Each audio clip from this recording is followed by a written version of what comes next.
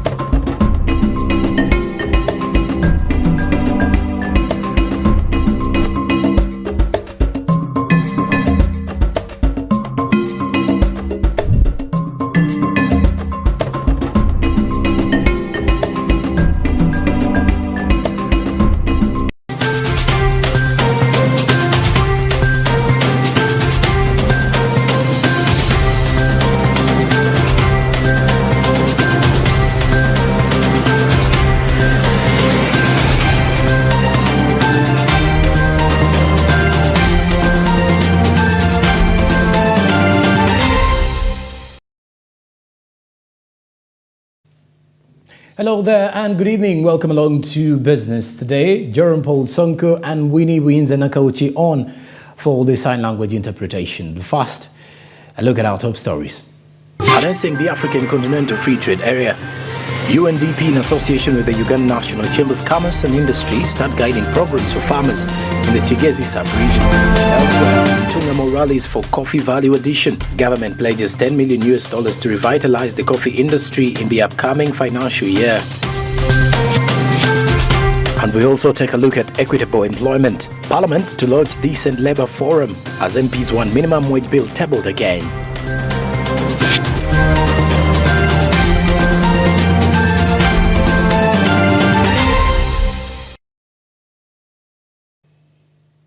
And now let's get right on to it as we start with harnessing the African Continental Free Trade Area.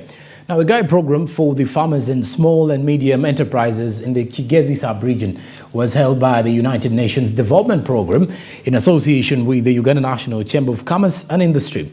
This was centered on utilizing the opportunities of the African Free Trade Zone to boost the growth of businesses in the Kigezi sub-region. We have details. The African Continental Free Trade Area Agreement, signed in 2018, has laid foundation for a single African market, uniting over 1.3 billion consumers. This historic agreement presents a multitude of opportunities for businesses across the continent, including those in Kigezi sub-region. Additionally, representatives of over 50 SMEs participated in this training program, aiming to familiarize themselves with AfCFTA and advantages it brings. Brown Twebaze, a consultant trainer attached to UNDP, emphasized the importance of aligning SMEs with existing market needs in order to attract clientele at continental level. The opportunities are quite enormous. For example, you must know where demand is. And apparently you start with where we have demand. We have demand on West African market level in the Tanzania, Kenya, Rwanda, Burundi, and South Sudan. In those countries which are making an East African community market block. Like in Kenya now, our market share from Ugandan products is 11.2%. In the DRC, it is 8.16%, which shows that we already have great potential to trade on any proximity trading block. He further highlighted the significant potential for growth and success if SMEs can effectively tap into expanded markets. But now we are on the step of presenting opportunities to them, which if they adopt, they can successfully trade well on this trading block. The AfCFTA is based on the continental base with 52 country membership, and so it is about to generate very many market opportunities for various SMEs across Africa. James Odong, Communications Officer for National Chambers of Commerce, underlined the need of educating women because despite being historically marginalized, they are excellent at business and investing. You know, women are very active sex of human being. They know how to do business, and if they do it, they know how to save. They are very hardworking, and I dare you, during all the trainings, we've realized that they are very knowledgeable on trade and investment. What they might be lacking is one or two small things on how to the taxes, to pay taxes, the necessity, the agreements or to register the businesses. You know, they've been doing it on small scale. So now with this training, I know basically they will be out there competing with the rest of the world. Participants who benefited from the training expressed their gratitude, stating that it provided them with valuable insights into numerous opportunities available to them.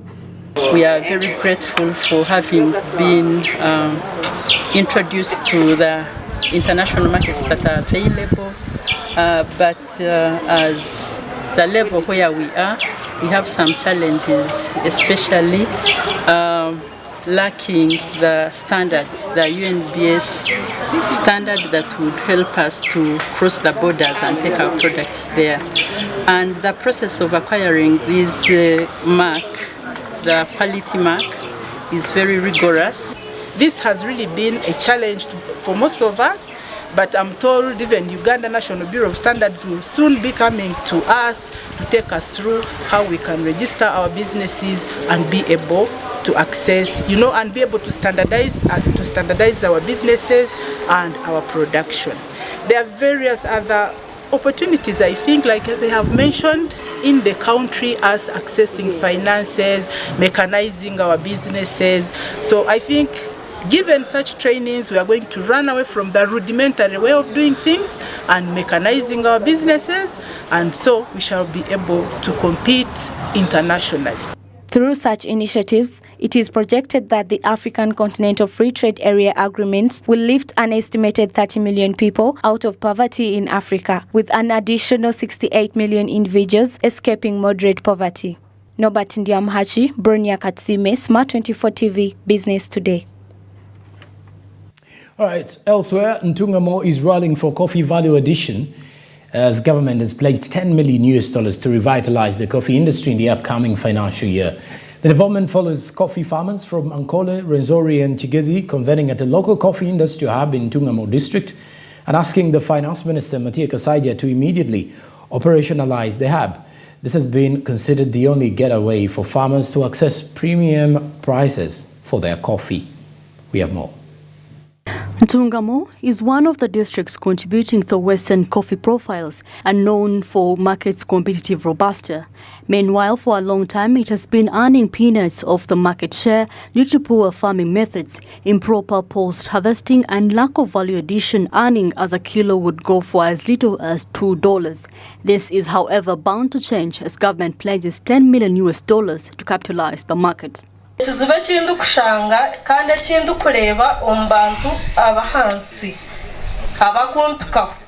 challenge I see with people here is only one. Find they harvest coffee, but they harvest standard coffee, which is not good. Yes, now we've invested in coffee so much because we have around 85 coffee hauras. And now, for our case now, we are minding about value addition because we want screen 18. And then the screen 18 we want because in Ntungamo district, we have the best quality coffee in the whole country. So what we are trying to do is to have that screen 18, even we want. Those 6 hubs will be able to transform into those 12,000 coffee farmers. On this trip, we'll be visiting the other hubs, not just the Ntungamo hub that we're talking about. From here, we're going to Kigezi, we're going to Rwenzori, we're going to Mitoma, where there is another hub, and then later on the next leg, we'll be doing Zombo, that is in Western Nile, and we'll be doing Eastern Uganda. So that money is to help set up of those hubs, to control quality on raw material. During the tour of the coffee factory, Honorable Minister of Finance Matia Kasaija says that for a long time, Uganda's coffee has been lagging behind on the market compared to Vietnam, Ethiopian and other coffee-growing countries. A couple of factors have been brought forward, including caution over coffee handling at different stages, such as harvesting and storage. If you do your due diligence and pay your taxes, then definitely things will be done for you. Even if it's constructing roads, money will be there.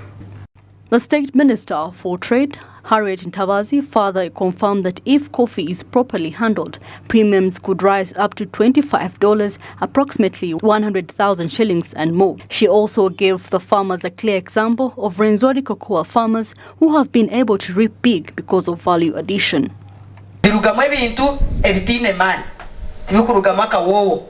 And our coffee on the market is known because of its aroma. Nothing else. Our Finland, blending. Our coffee in markets is known by its aroma. People from Finland and our neighboring countries have taken interest in it and are mixing it with theirs and putting it out on market. But the problem is that UK now knows that we are selling substandard coffee, which doesn't paint a good picture for us. The chairperson of Uganda Coffee Investment Consortium and CEO of Inspire Africa Coffee says the funding will help kickstart the process despite funding of $350 million needed at full capacity. Freeze-dry soluble coffee technology, estimated at $55 million, has been a notably costly factor. Committed investment of €22 million has been registered as an on-board investor and 20 acres of land secured in Mukono. Uganda will be the first to have the free-dry technology in Africa. Vietnam, which started growing coffee. We're looking at about $10 million support, but the total project cost is $350 million. So we're starting with the first phase. And this support, friends, may not just only necessarily come from government. We have our own. I mean, the hub just you've been visiting is over $10 million in investment. So the consortium, the friends or the companies that are in the consortium, they already have on ground and doing something. So the total cost of what we are starting with about $50 million. And that's why, I mean, this is about people's brands, companies' brands. The local leaders have been brought forth at every stage of production as skills and better handling practices are emphasized. Tungamo District LC5 is optimistic about such visits as they will close in to value addition course.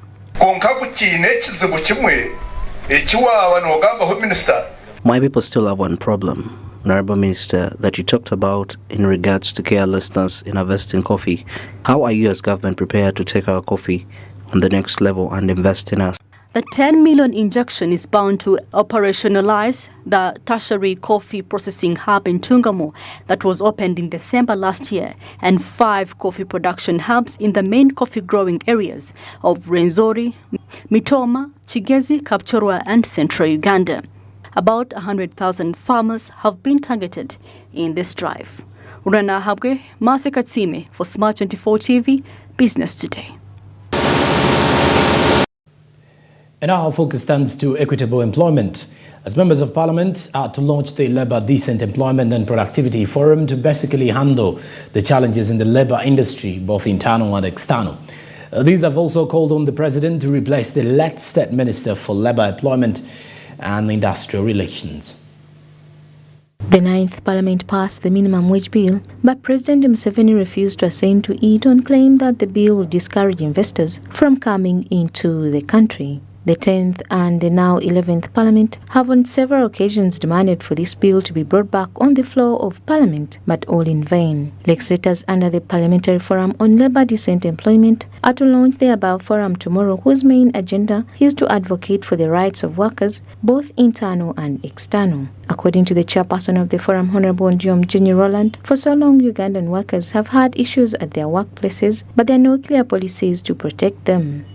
You are aware we have been having so many challenges in the labor industry, external labor, internal labor, there have been so many challenges, and we need to look at the policies that are governing our labor force to ensure that they are coherent.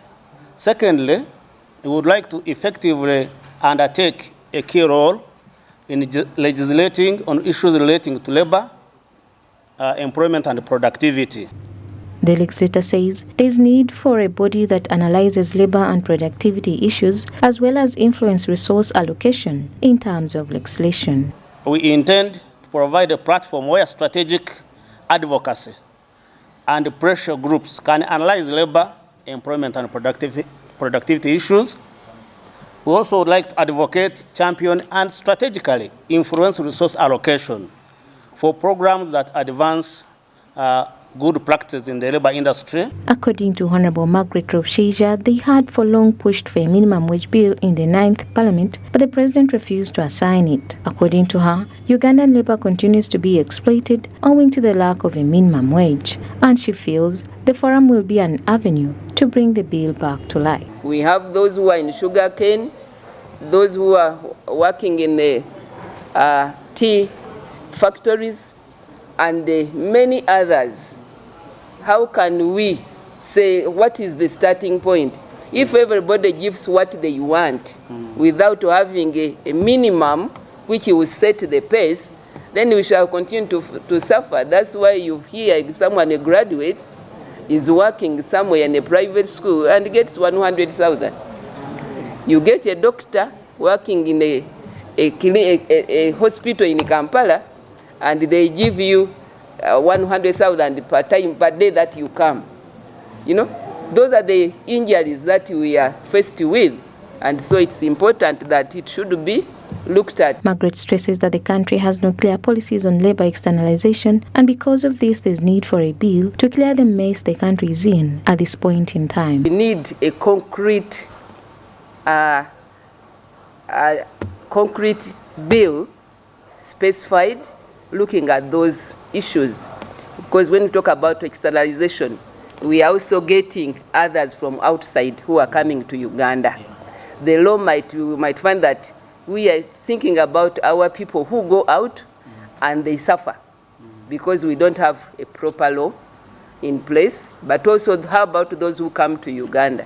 There are times when you see, if you are at the airport, you find that a particular nation is bringing in about 200 at a go.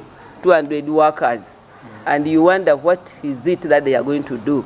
So we need to be in the know of what is happening and how do we treat them when they come here, or their bosses, the employer, how do they treat them? In order to protect investors, the late former Permanent Secretary Keith Mwakanizi discouraged the President to sign the minimum wage bill in the 9th Parliament. However, there are currently more than 4,000 industries in the nation, but without a minimum wage. Samlanifa, Smart 24 TV, Business Today. Well, in the heart of Uganda's natural wonders, Queen Elizabeth National Park is promising to collect more revenue, where a concept of experiential tourism for a nominal fee of $100 per tourist and $10 of each payment to compensation of local communities is revolutionizing the industry. Now, Brony Katosime does report on Queen Elizabeth's experiential tourism.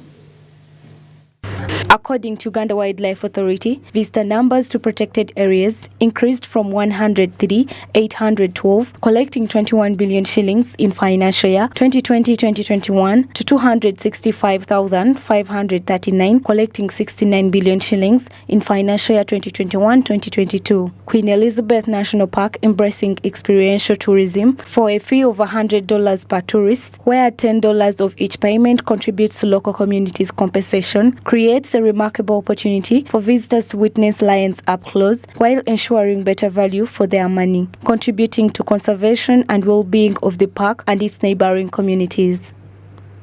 Everyone really does experiential tourism. It is very expensive, but it's for those who really look for the best. Particular experiential is what is now on the epic of why everybody wants to come to Queen to look at the lions and the leopards.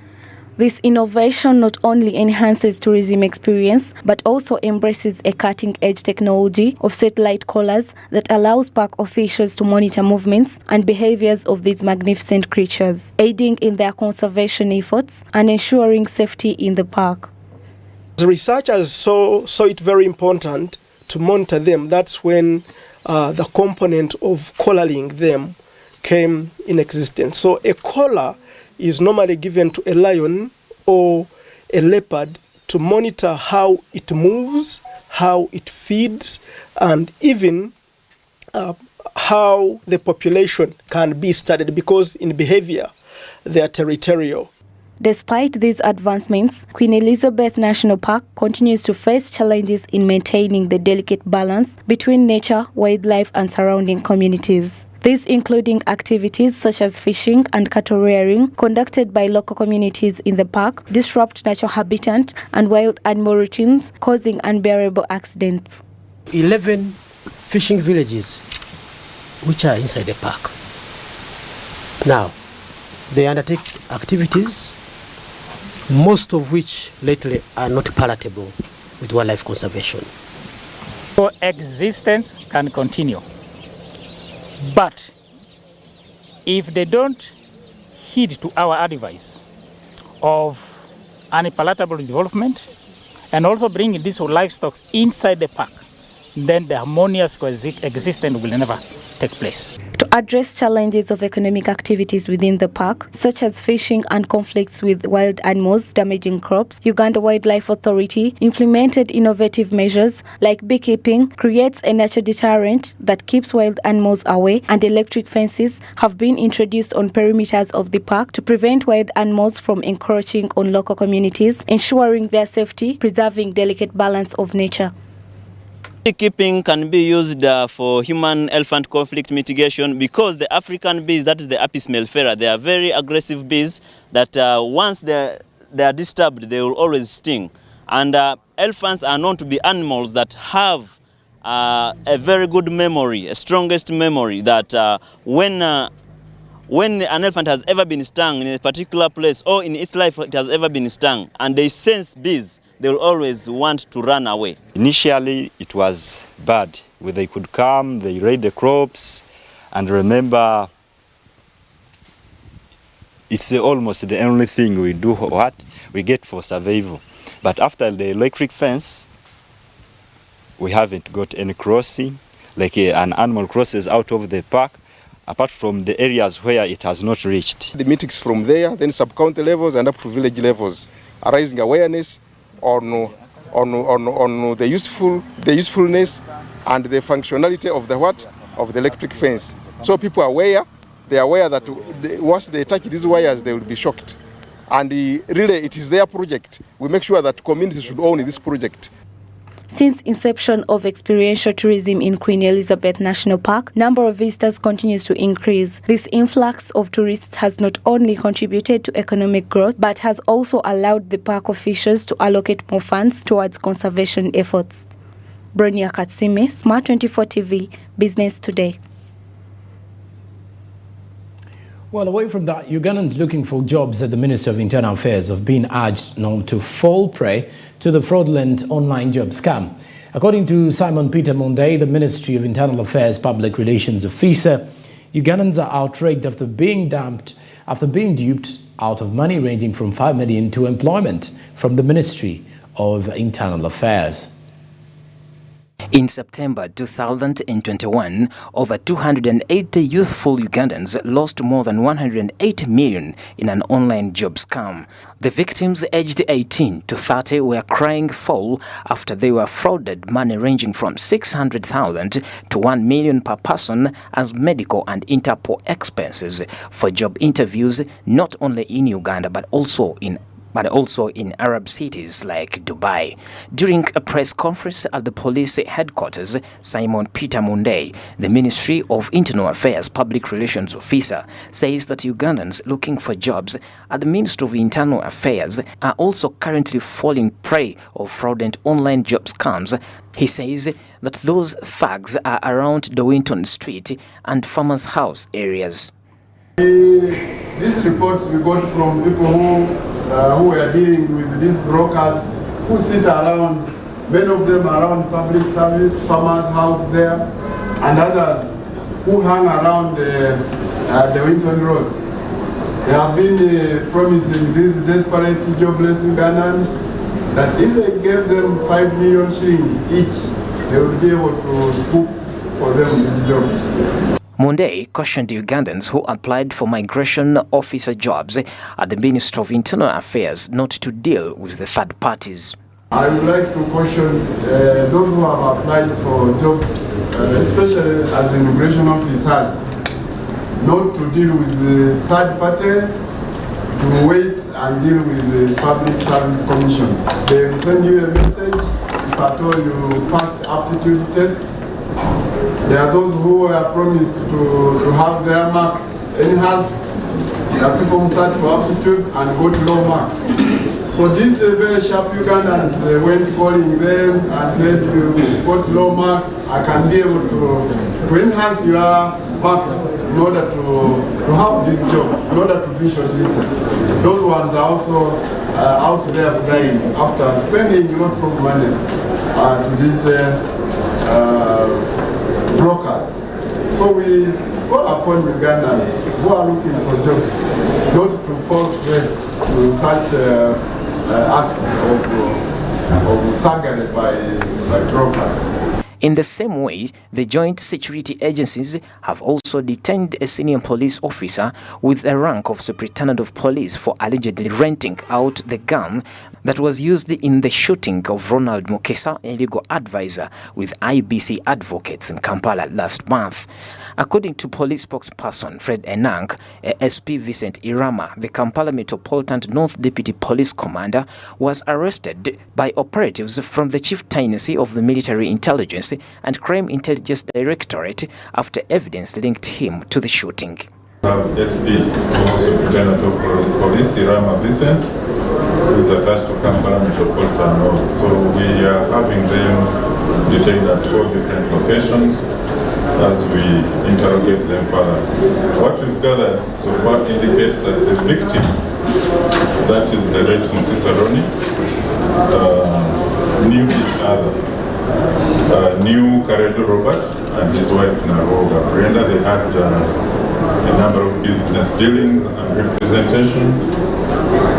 However, they developed a business conflict which triggered the plot to murder.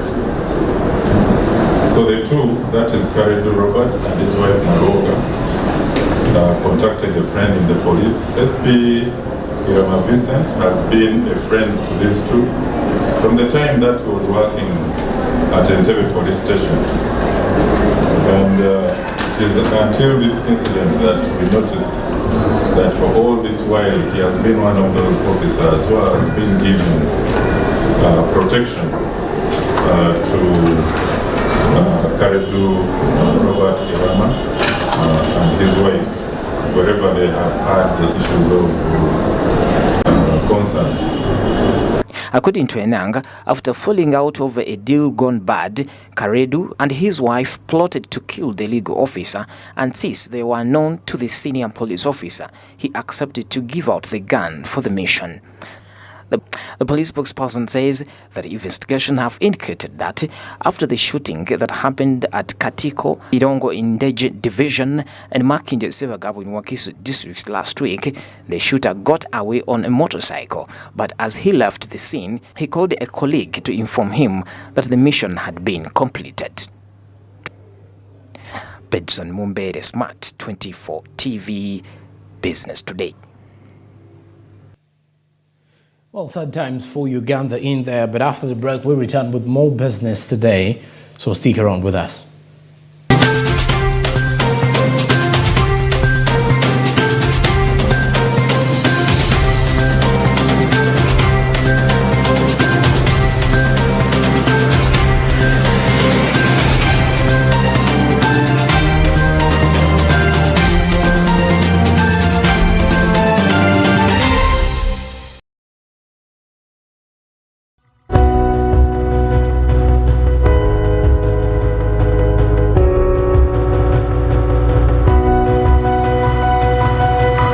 Smart 24, driving business.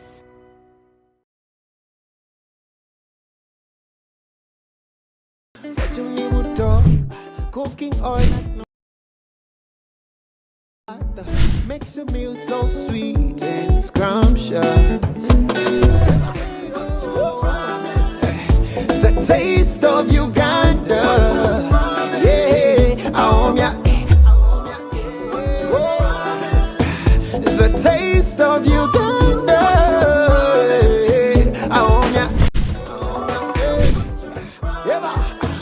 the taste of Uganda, yeah,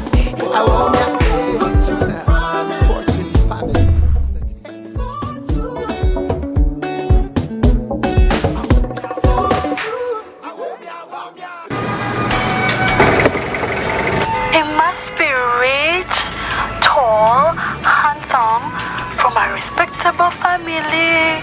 He must have a maid because at our home we do not work.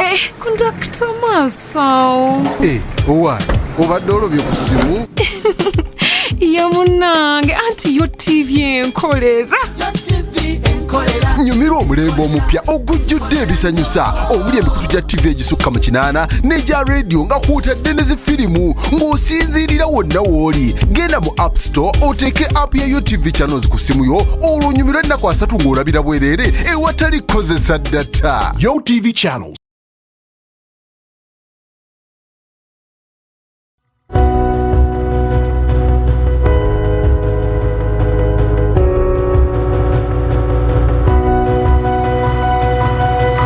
Smart 24, driving business.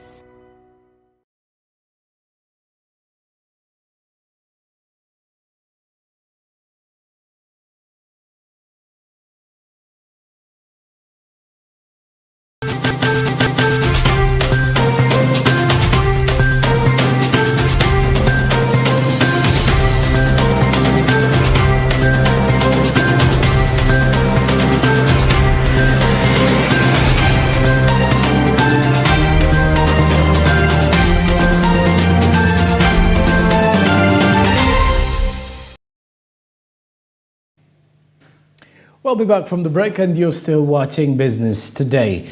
Now, China is continuing to establish its foothold in the Arab world by strengthening ties with Arab nations in various spheres, the latest being trade and investment.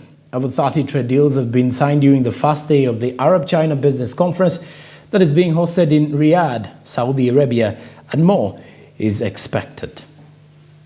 China's growing influence in the Middle East, as seen as Asian economic giant, merge as a strategic trade partner for many Middle Eastern nations, with energy supplies and factory finished commodities being the major areas of trade between the two parties.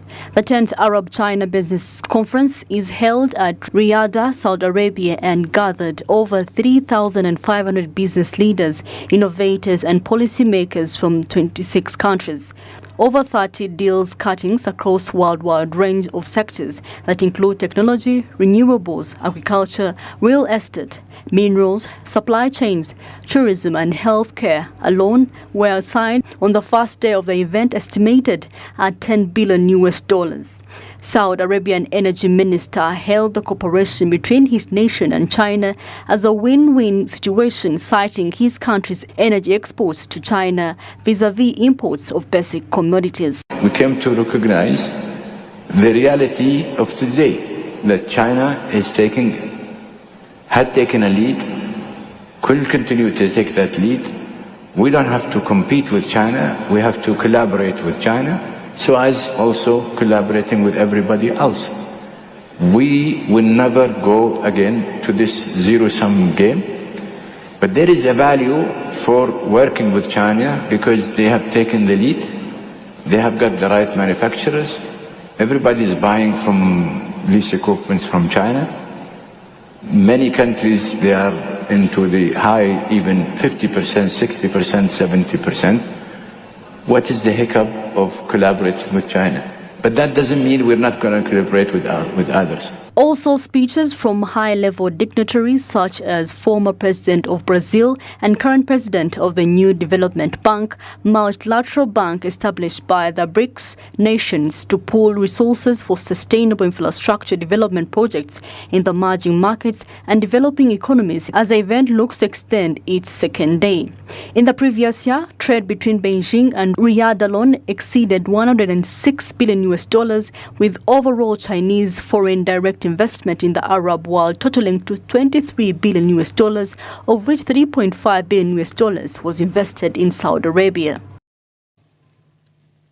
And our focus stands on the East African community's relentless trade barriers. A trade crisis is brewing at the Namanga border between Kenya and Tanzania, as over 200 maize-laden trucks remain stranded due to permit issues. However, there is hope for a solution as talks between the Kenyan and Tanzanian governments are underway. Vehicles carrying maize from Tanzania were prohibited from entering Kenya when Tanzania authorities stopped providing export permits. Concerns regarding the non-tariff barriers within East African community have been raised as a result of the action, with the food trade being particularly affected. A similar conflict has occurred at the Uganda-South Sudan border crossing to Elugu and Nimure, where Ugandan trucks carrying maize flour had been halted for a month due to aflatoxin worries. The trade dispute at Namanga border has prompted decisions between the Kenyan and Tanzanian governments to find a resolution. The stranded trucks loaded with maize have caused significant disruptions, highlighting the potential impact on the non-tariff barriers on regional trade. Meanwhile, in South Sudan, 72 Ugandan trucks carrying maize flour have faced a similar situation at the Elegu-Nimure border crossing. The dispute arose when preliminary tests conducted by Juba showed high levels of aflatoxin in the flour, a health risk associated with poor drying methods. Uganda, however, claims to have tested and approved the flour for export. Disagreements over the validity of the test results have further exacerbated the situation, with no immediate resolution in sight. These trade fights have raised concerns over potential food wars in the region as other East African community partner states contemplate ways to safeguard their limited resources.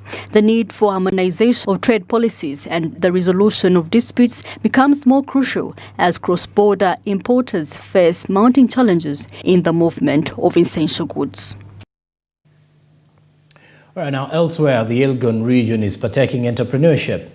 And in a bid to recognize the importance of equipping entrepreneurs with the necessary skills and knowledge, government through the National Planning Authority have conducted extensive training on new government programs and capacity building initiatives within the Elgon region. Over 1,200 youth have been benefiting from entrepreneurship training, which has enhanced their business acumen and improved their chances of sustainable success. Naomi Mutumba reports. Agriculture has been the largest beneficiary, with 40% of supported MSMEs operating in this sector. The manufacturing and services sectors follow closely, accounting for 30% and 25% of the supported enterprises, respectively. The remaining 5% is distributed among technology-based ventures and other emerging sectors. Over the past year, government programs through the National Development Plan 3 in the Elgon region have successfully supported and nurtured over 2,500 MSMEs. This significant figure demonstrates the initiative's commitment to fostering entrepreneurship and driving local economic growth. The programs have also been instrumental in generating employment opportunities within the region, where over 7,500 jobs have been created across various sectors, ranging from agriculture and manufacturing to services and technology. This surge in employment has not only reduced unemployment rates, but also contributed to poverty alleviation. Industrialization as one of the programs. This is to help agricultural development or agro-industries. But you will find that the challenges which could be facing agriculture as a sector or enterprise is beyond agriculture as a ministry. For example, there's the issue of market, which is handled by Ministry of Tourism, Trade, Industry and Cooperatives. There could be the issue of transport, which is Ministry of Works. There could be need for water for irrigation, that is Ministry of Water and Environment. There could be need for energy to process or to add value. That is the Ministry of Energy and Mineral Development. And for that reason, we say that let us work as a program so that we consolidate.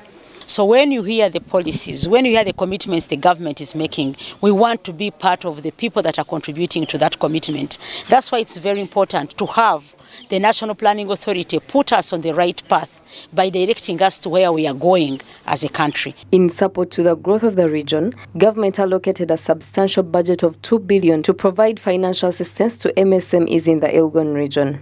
This funding has been utilized to provide loans, grants and subsidies to eligible businesses, enabling them to expand operations, invest in technology and enhance productivity.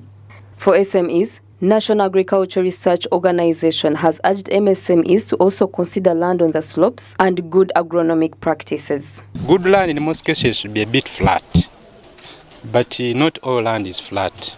If you find that your land is kind of a slope, or it is on a steep slope, you need to seek guidance. The good thing in Naro is all over Uganda. Like in the Mount Elgon area, we have what we call Ginyanya Zadi. So if a youth has a challenge with knowing what to do as far as seed production is concerned, especially if that youth is getting challenges as far as the land is concerned, they need to come to us at the Research Institute, which is in their location, so we can advise them. These initiatives signify a remarkable step towards fostering MSME development and economic empowerment in the Elgon region. It is evident that this initiative has brought about positive change and opened up new avenues of growth for entrepreneurs. Naomi Mtumba, Smart 24 TV, Business Today. Elsewhere, we focus on the public expenditure commitments. As Public Service Day closes in, and it's slated for the 23rd June at Kololo, efforts to deepen equitable service delivery are notable despite a threatening public expenditure. Now, public service focus has been tended towards equitable public administration to foster the African Continental Free Trade Area. We have more in this report. Public administration is the latest entry to be rooted in emphasis for a common African market, namely the African Continental Free Trade Area. Despite government grappling with a growing public expenditure involving big wages, salaries and allowances, with governance part of the 7.5 trillion expenditure for both governance and security in the upcoming financial year, it's committed on an effective public service to pull gross development. According to the Ministry of Public Service, this year's efforts have been channeled towards the Africa Free Continental Trade Area. This year's commemoration theme is the African Continental Free Trade Area. Will require a fit-for-purpose African public administration to succeed.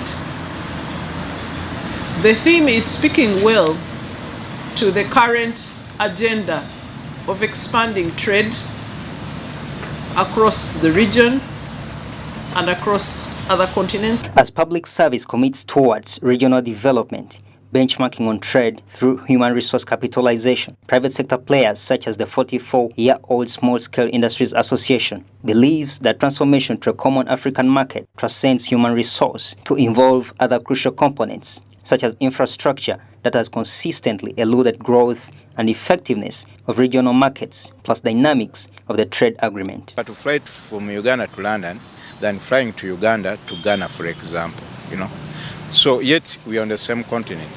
So I think now the issue is, when we are looking at public service in the concept of African Free Trade Area, Africa working together as a trade, I think it is very critical, it is very, very critical that the public service gets to know that they get to know the concepts of the African Free Trade Area. Otherwise, if the public service is not aware of the intentions and objectives of the African Free Trade Area, then trade will definitely become difficult. So, and if trade is the environment for trading within the countries is not good enough, then the objectives will not be realized. 46 African states have so far ratified the trade agreement. Meanwhile, there is justification for the growing expenditure, especially in public service, as attempts to meet development goals remain in focus. In response to such justification, however, the private sector anticipates equitable investment to spur necessary revenues for projects at hand. As the country grows, the civil service grows. If we are looking at the African free trade area, what are we going with into the African continent? Are we just waiting to receive, or we also have to be we also have to contribute to the economic growth of the African continent?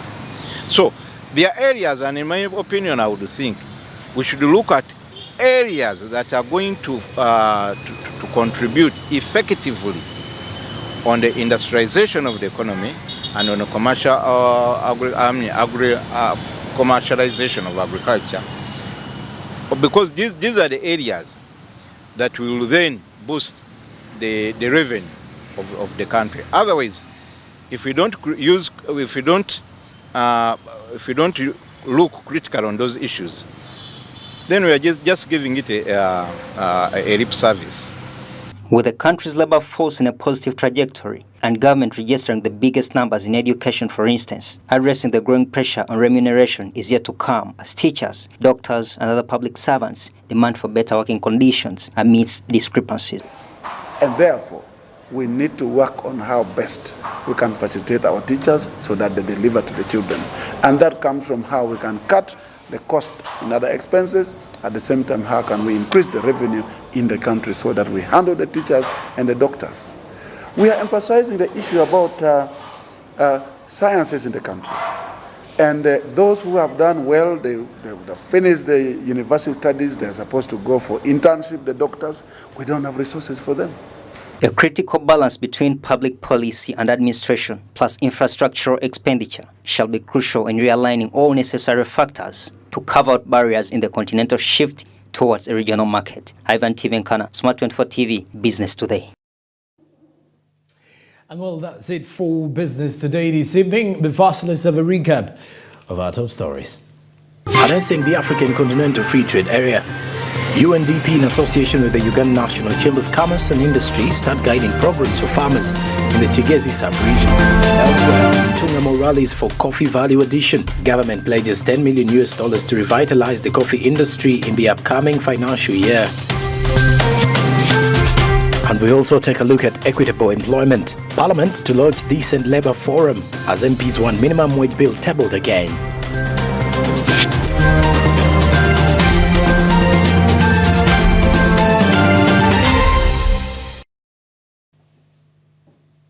All right, and many thanks for being part of the entire bulletin. And thank you very much for catching up.